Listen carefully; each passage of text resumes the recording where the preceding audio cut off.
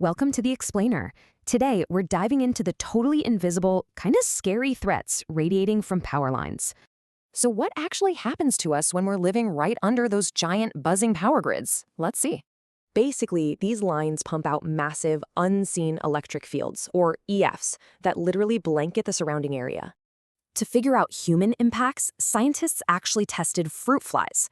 Wildly, they share 75% of our disease genes. Researchers rigged up a lab transformer to perfectly mimic the real-world vibe of a massive 220 kilovolt power line.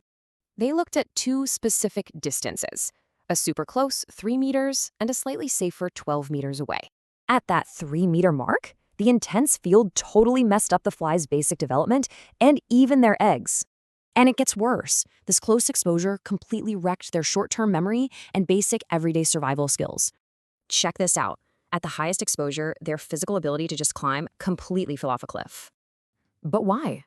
Well, it turns out those invisible fields caused massive, abnormal spikes in their brain's neurotransmitters.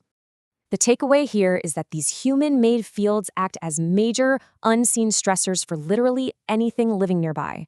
Because our genetics are so similar, scientists safely assume these exact same scary impacts likely happen to us.